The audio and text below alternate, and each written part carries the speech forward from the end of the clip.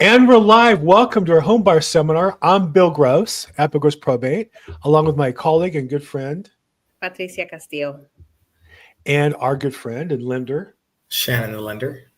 Shannon the lender. Yes. And we get together and we talk about the home buyer market. And oftentimes we're kind of stretched for topics to talk about. Sometimes, you work in the business every day. It seems like everything is the same. Seems like there have been a few kind of exciting changes in our business. So my hair is great. Patricia, what is going on? We were talking briefly about insurance. How is insurance going to affect or is affecting currently our real estate market? Mm-hmm. Yeah, that's a big topic right now, an important topic for buyers. And this is more of a buyer beware, announcement. If you are in escrow or you've made an offer and you're looking to get accepted and you've already have your insurance agent and insurance provider picked out, you do want to check in with the insurance company and the agent that you're working with, insurance agent, to make sure that no changes have occurred since the company approved the plan, your insurance plan. I was talking to an escrow officer yesterday, and she mentioned that many of her files are delayed and she doesn't even know when they're going to close because the insurance companies are starting to backpedal on some of those policies that they decided to bind for the properties. And they're calling the buyers and letting them know that they're reevaluating the coverage. So it's really important that if you are in escrow, make sure that you connect with your insurance agent and not your your realtor too, but your insurance agent is the one that's going to have the most updated news for you. And if you are looking at maybe getting a different policy because this insurance company is deciding to cancel before your escrow's closed, there are, I know we talked about the California Fair Plan. They're kind of expensive and don't cover as much as another insurance company, but at least it's a stepping stone to get your escrow closed. And then after you close escrow, you can go ahead and have more time, and have more time and flexibility to look for another insurance company if you're on the verge of getting canceled. But definitely check in with your insurance agent if you are in escrow or if you're writing offers. I was in, I know it's happening in insurance companies management right now, is they're saying, we don't want to write any policies. Now, they can't say that out loud and they can't put that on paper, but they know they don't want to write any insurance for the next couple of weeks. So they figure out what's going on. And part of the issue is not even just that they can't write policies on houses that burn down, but every house they make, they have to contribute to this fund and cause them even to be more hesitant and kind of get them in deeper into a market they don't want to be in. And so the reality is, and this is what you have to understand as buyers in particular and sellers, every insurance company is looking for any reason not to give you insurance. The price is higher, exclusions, they want more paperwork, they'll run you around the house 5 times. And so if you're buying a house and you want to close, you need to do everything you can as quick as you can, as early as you can to get the insurance lined up and executed. And if you're a seller as well, you need to comply, because if you make it hard for the insurance company, believe me, they're just going to say, sorry, we're not interested. They don't want to write insurance. They have to, by state law, a certain amount, and are being forced to. Their arms being twisted, literally. And so we need to understand that. Shannon, one question I had on insurance requirements is, obviously anybody who's getting financing needs to protect the house with insurance that they're buying, or else you can't get financing. On condos, I know the condos have insurance on the whole project, and we think of that as being the outside, the unit, the hallways and the roofs and stuff. Does a buyer of a condo need to also get insurance on the inside, or is that just more for personal property and is not required? No, you do need insurance inside. That's 100%. And you're right. I mean, anything that's inside the walls still does need to be insured. Now, it is a little cheaper since you're not having to insure the whole thing. But that's also, now I'm glad you brought that up, because now insurance is, and I've seen this, and this is obviously before the fires, but they're now being very meticulous on even what's called the master policy on the condominium, right? They're looking at what are they covering, I had one that didn't cover wind, and they needed wind to be covered somehow. So yes, when you're buying a condo, one of the great thing is obviously it's a lot more affordable to get in. Obviously, one of the cons is the lending companies are going to look at not only the insurance you're going to get, but also what's the master policy look like? Does it fall into their requirements? Are they comfortable with it? Things of that nature. So that's one thing that they do look at is the master policy as well. But as a first-time home buyer, you do need to get homeowners insurance for exactly the inside of the property. And that there's not determined by who has the master policy. I mean, the master policy could be Allstate or somebody, but you can get your own policy wherever you want on the inside. Exactly. And I have a good friend, shout out to Lior, who was trying to close on a condo property, and she had two problems. One is the seller was not being responsive on getting documents, the insurance and such. The insurance company said, we're not going to give you any documents. We only can interact with the owner of the property, who's the seller, until the buyer closes escrow. And so the seller wasn't being proactive to get everything. And at the same time, the insurance company she had lined up for the inside backed out. They said, we're not writing your policy for whatever reason. And it took too long. And so now the seller's trying to force her to forfeit the deal. And she's saying, no, you never gave me the insurance information. And so there's separate from the insurance is the professional job of getting the documents. So talk a little bit, Shannon, you're kind of at the mercy of the seller who's not your client, but without the documents, you're not going to be able to get the loan funded or even approved in many cases. What's that like? Yeah. So when we do condos, a lot of the times you're right. The seller is not always our friend, unfortunately, but we have to go directly to the HOA company and ask them, hey, we need this information and we're going to need your master policy. And there's also what's called a lender questionnaire. There's a questionnaire that the lenders need answered from the HOA company. That does cost too. There is a part of your closing costs is HOA questionnaire, HOA transfer fees. So this is the time when you're in escrow to get to know who your HOA company is, and we'll get to know them and how responsive they are, if they're willing to give us these documents and how, what's their attitude like. That's another thing too. Some of these HOA companies are just like, just kind of try to blow us off. Others are more accommodating. So, for us, we are at the mercy of getting these documents. And one of the kind of tricks I do to kind of put pressure is let him know, hey, we need this for this transaction. And if this transaction doesn't go through, there's liability there. So, again, going back to your team, for us, if we don't get it from the seller, we try to go directly to the HOA company and grab it from them. And for anyone looking to buy a condo, this is a good moment really to get to know who your HOA company is during escrow. I've had some of my buyers help me too to try to track down these HOA people, because some of them, do have an office in the condominium. Some of them don't. Some of them, they just manage it virtually now, surprisingly enough. So you'd be surprised of who's managing these and what kind of groups and funds, these things are. So as a listing agent, I really push my seller when I have a condo to get the documents when we list the property, post them in the MLS, have them at the ready to send out. There's no reason not to. It's the same documents, it's the same insurance, same financials, same letters, and all the documents and stuff are the same.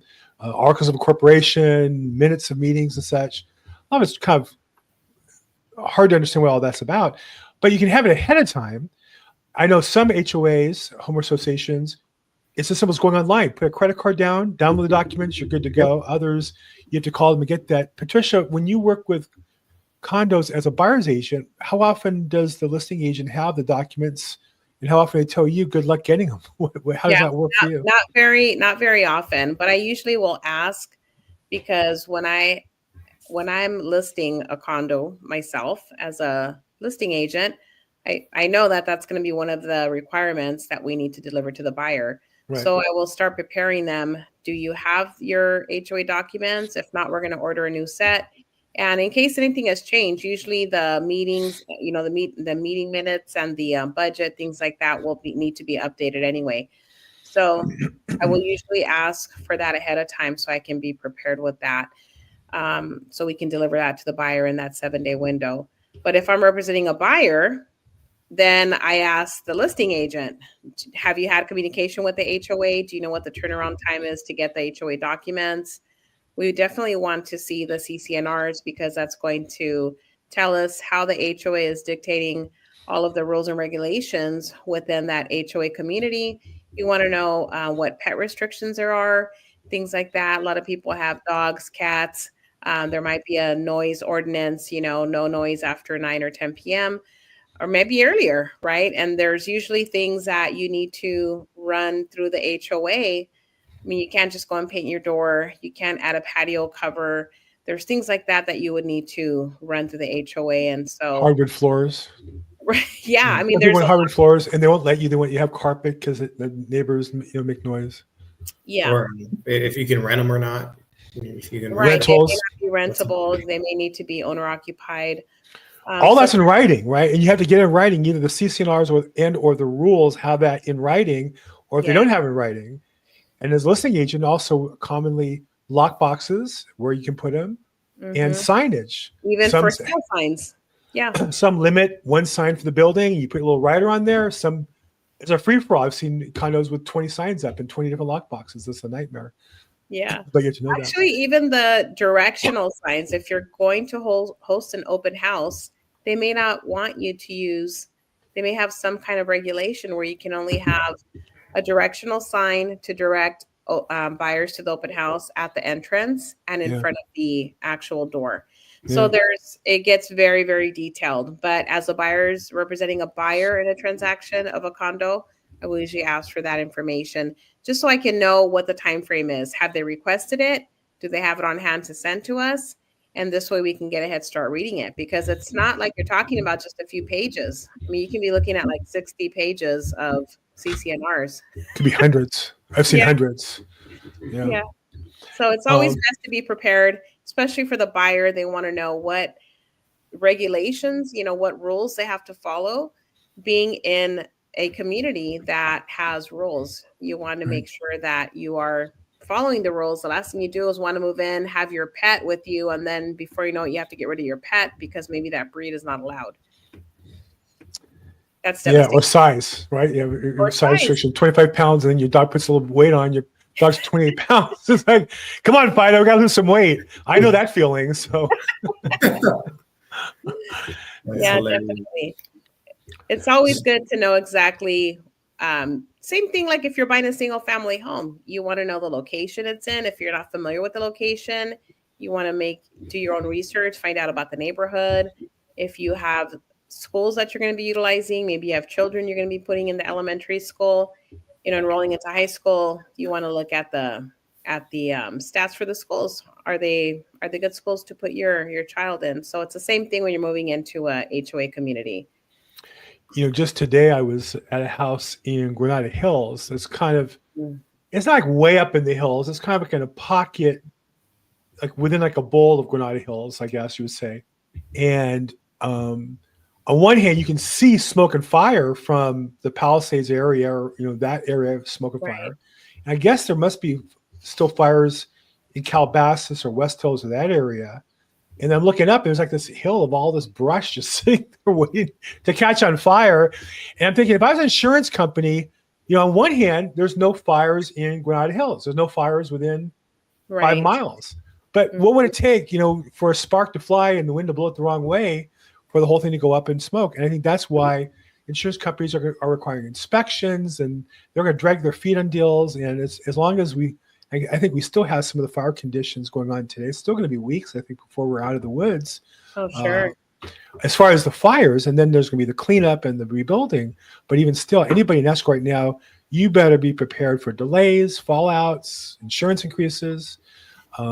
Very challenging right now for those transactions. Definitely. Yeah. If you're a buyer, you really want to make sure that your insurance company is still going to insure your property at the closing. And on the thing about condos, the condos actually some of them can actually get some down payment assistance. So, that's actually a good thing. I did get some people through CalHalf in some condos last year. So nice.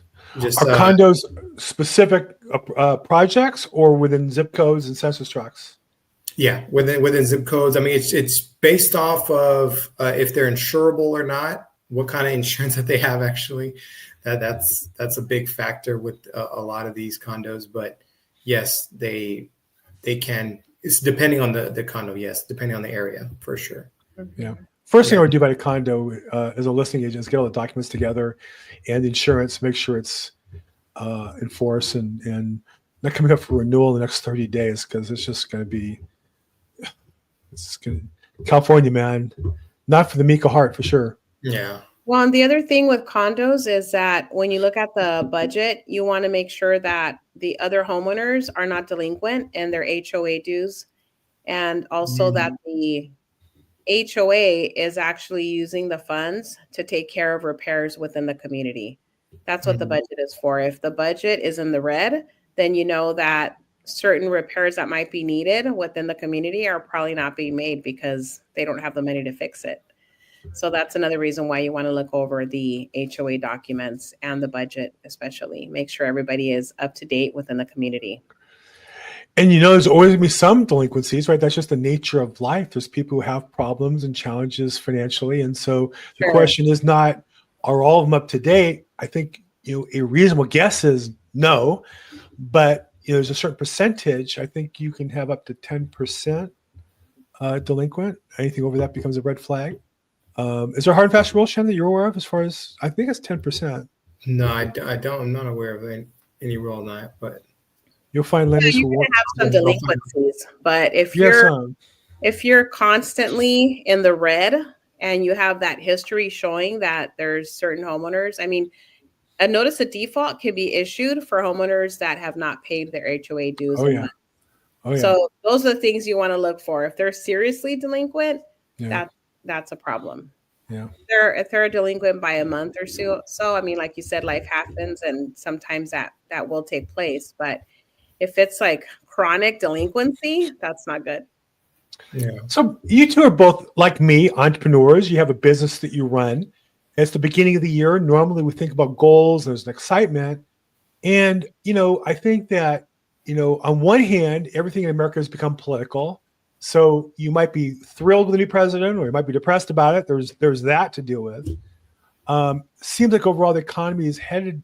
There's been some exciting news as far as the business economy of America, but who knows? We have a long ways to go.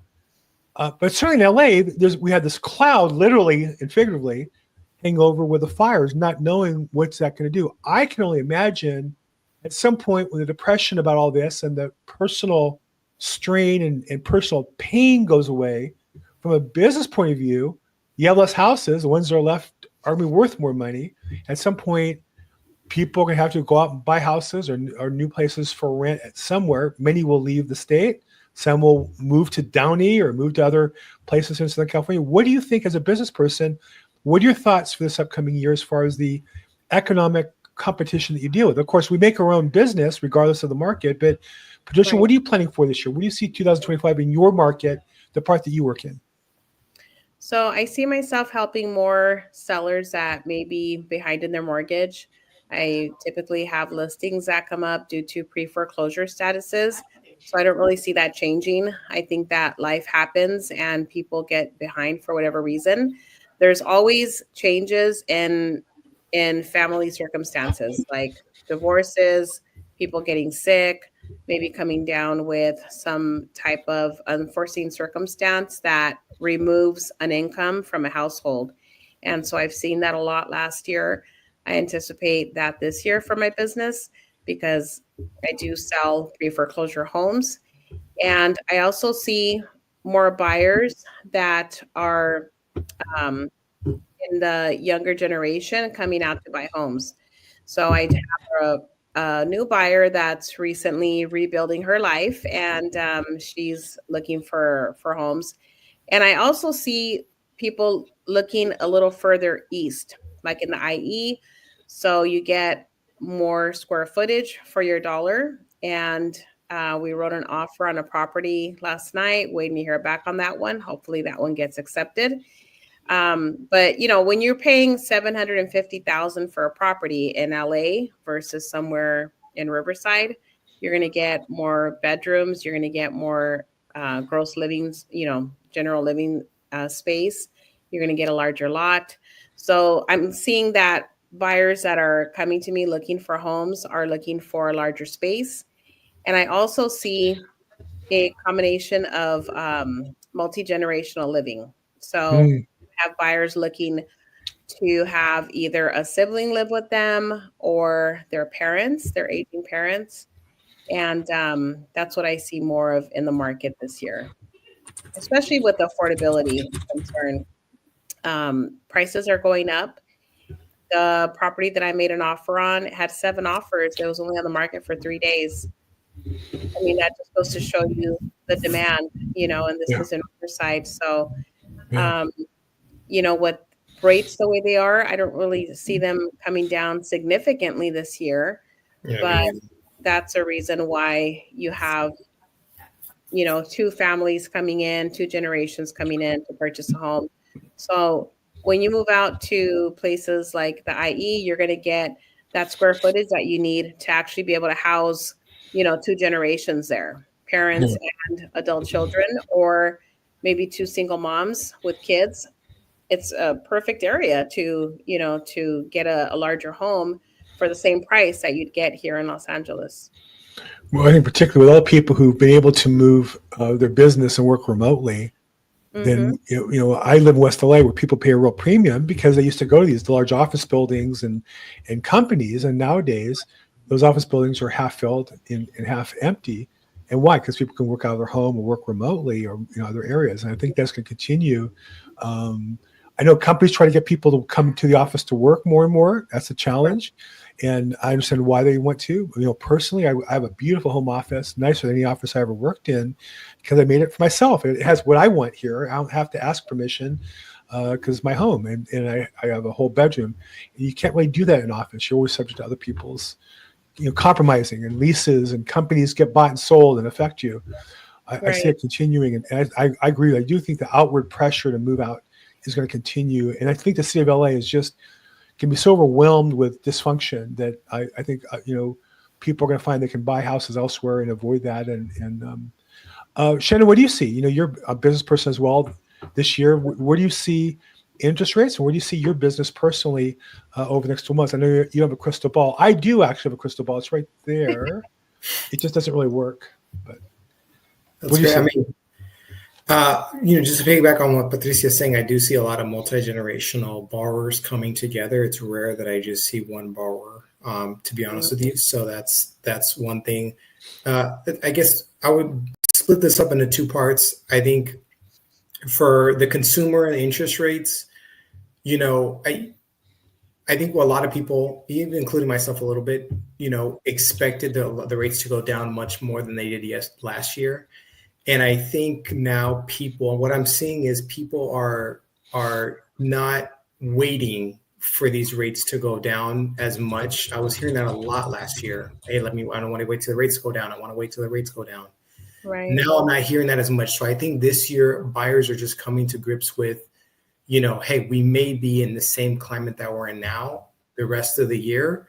And so the promise of rate cuts, right, has not been on the forefront, which I think is a good thing. I think, hey, don't just wait for the rates to go down. I think, we're going to be where we're at. Like Patricia said, we might come down a little bit, but the thing is, we're in unconventional times. So, I would definitely have the mindset of, just act as if rates are not going to go down anytime soon. And I think you're being in a better position that way. And if they go down, great. And if you're in the house already and the rates went down, that's even better. So, I heard an interview today with a football player who I really always have rooted against, Patrick Mahomes. Great guy, great player. Just he's always been the wrong team that I've been rooting against for various reasons. And there are people who complain, say like the refs favor the Chiefs, and the interview said, what do you make of that? And he said, well, to be honest, he goes, my job is to be a football player. My job is to do the best I can on the field. If the refs make mistakes in our favor or against us, I can't control either one. My job is my job, and I have to do what I have to do to be, the best I can be. It's all I can really control. And I often hear football players in particular talk about what they can control, what they can't. I think we as homeowners, or we as prospective homeowners or business people, it's very easy to get caught up on the economy and the politics. And, in some regards, politics has replaced sports for some people, me included, as a game to watch, the ebb and flow and the victory and the losses and all that. But at the end of the day, I can control how much money I make. I can control how much money I spend. I can control percentage I save. I can control paying my bills on time. That I can control. And I think for anybody here who's listening, if you do your best in those areas, over time, you'll make enough money to buy a house and or buy more investment property and succeed. And if you don't, whether rates go up or down, or housing values go up or down, or Trump is the president or is not the president, it's not going to matter. If you focus on all that as your excuse, you're never getting anywhere. And I think for all of us, 2025 is a year for all of us to really focus on what we can control and work together. And as we kick off this year, I really appreciate Patricia and Shannon, you guys being partners in this process. We've had a lot of fun I think we've done this now for a couple of years. How long have we done this?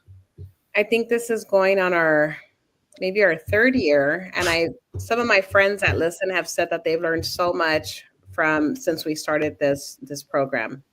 That's the episodes when we didn't have Shannon. They learned who their favorite person on the show was. They say anything about that? Shannon. I mean, we cover so many topics. It's really just a general overview of home buying, but also scenario, information on different scenarios, like if you're a seller, if you're a buyer. So I think we've done a pretty good job in covering different angles of that real estate process. And so my friends have said I've learned a lot from listening to either your YouTube or Facebook, because I have friends that are in different sites. Your Instagram, in your case. Or my Instagram, yes. She's big on the IG. I mean, that's a great point, though. I mean, if prime example, you said you should only focus on controlling what you can control. For example, if you said, "Hey, I'm going to rely on the feds to do their job for me, so I can get my house," you're screwed. Exactly. And I think a lot of people were, especially last year, we had so much news about the Fed meeting. If you relied on that 100% to get the job done for you, like you said, you're screwed. So I think that's a big thing this year is you got to take control with so many variables just in this year alone, man, that we just didn't anticipate. The only thing you can control is you yourself, like you said, especially being a business owner. And so going back to that, I think for me personally, it's growing. I did do my NMLS renewal, because we have to renew every year. And he says that the renewals are just dropping every year, the last 2-3 years. Lenders are dropping. He's like, my class used to be full, and I think I was in a class of 4 people that were renewed. Yeah. And so for me, I kind of take that as an opportunity. Like, hey, you know what? Yeah. I'm going to take the bull by the horns. And a lot of non-traditional lending is popping up now. So, with rates going up, people doing bank statement loans, profit and loss. Like you said, heck, why am I going to pay taxes on it? I just might put that in towards my equity and get a bank statement loan. Or maybe, a lot of new owners in terms of affordability are going to condos or mobile homes. So really attacking those underserved aspects of real estate, and then also jumping into, for me, commercial and apartment building loans. I'm doing some refis right now for people that are, again, another underserved. People don't really appreciate the landlords of LA and what they have to go through. So getting, really helping that community out with their lending needs is going to be another aspect to me. But I think for business owners, we have to provide more value. We for sure, with these classes, with, content, that's another focus. Just provide more value, be consistent. I think you two are a good example for me as to, what's to come for me if I do stay consistent, if I do put the work in, I can build a career for myself. So I'm only 3 years in full time. So it's been a good run, but I still am an infant in this. I know you guys have double digit experience, in terms of years. So I've been in this business longer than you've been alive. I think we were just talking about that. I say that all the time to people, and they're shocked when I say no, and I tell them the year I started, and they go, "Oh, well, you're right." It's funny. Yeah. I think the last thing I'll say that I'm realizing how blessed I am because I didn't know how many part-timers are out there. Yeah. And so just to do this full time is a blessing, I guess, because some people, they just don't have the business to do it. So. Well, I do think there's a certain commitment to making that jump, to go from part-time to full-time is a commitment. And I think on the flip side, for me, when I find somebody's part-time, I would never work with them because they're not committed to the business, whether a realtor or a lender. And I don't mean to put down the part-time people. I feel sorry for them. But I would say to them, look, I would either get in or get out. I wouldn't hang out 1 foot. Well, when I close a couple of deals, I'll go full-time. No, you won't close a couple of deals until you're committed to the business, to get the business and to do a good job. It's not that easy. It's hard. It is hard work, but it's worthwhile hard work. And so I definitely encourage people, this is the time to get in. Shannon hit it right in the head. People are dropping out like flies. This is like, I've never run a marathon. I did ride a bike supporting somebody competitively a couple of times. And I know that when at mile 20, when it starts going uphill, that's when people start quitting and dropping out. And the winners pass everybody on the way up the hill. And that's how I feel like we've been in this market for a little while, that we've been passing people dropping out. But at some point, there's a little bit of a downhill slope. I'm thinking that's going to be the summer. I think we're going to start feeling kind of tailwinds. I feel like, I think that, you can hate Trump or not, but one thing that's clear is he's going to pump more oil. And that's going to drive the economy, I think, in a positive way like it did last time. Again, I'm not here to say who to vote for, but when I read the future and say, if gas dropped $1 a gallon like it was before, what's that going to do? Well, everybody has more money in their pocket. People have more money in their pocket. They're going to buy more houses. Cost of everything gets cheaper. And so I do think it takes a while for that to happen. But I think by summer, we're going to see, some improvements in the economy rather than we've endured some inflation. We've endured the pandemic. We've endured all the monetary setbacks, regardless of who's responsible for it. We went through the pain of all that. Here in LA, with the fires, we're still not done with tragedy. But at some point, that's going to get behind us. And we'll be. Today. I'm sorry? Now the fires are in Santa Clarita today and Castaic. Is that where I was in Grand Hills? I could tell somewhere north of where I was, and I saw on the signs of the freeway it said Lake Hughes was closed, and I think 5 was closed. 5 North was closed. Yeah. My mom used to live up in Santa Clarita. That's a shame. Well, look, prayers for all those people. For anybody here who needs any help, there's a lot of resources. If you do need help, reach out to one of us, and we can connect you with different city and company resources that can help you with different. There's all kinds of stuff: food, housing. I was at a networking event where a guy has used iPhones for people who lost their notebook computers. He has used notebooks that he's giving away. So if you're one of those people, please reach out to us. Patricia, somebody wants to get a hold of you and talk more about real estate or wants to talk about something else that's fun. How do they get a hold of you? Sure. My cell phone, 323-365-9909. Fantastic. And Shannon, the lender, so when you get a hold of you and talk about getting pre-approved for a loan or what they can qualify for, how do they get a hold of you? Yeah. My cell phone, 661-317-8484. And my Instagram, FUND Fund with Shannon. And my New Year's resolution is not to make fun of that, so I'm not going to say anything about that. I'm going to continue. I think I have 3 weeks now in a row. I'm at Bill Gross Probate on social media. BillGrossProbate.com is my website. We do this once a week. I'd love any comments you have. Feel free to comment, say hi, ask questions. We'll get back to you. Thanks for all your support, everybody. If you like this, like it, subscribe, reach out and say hi. Have a great week, everybody. Thanks so much. Bye.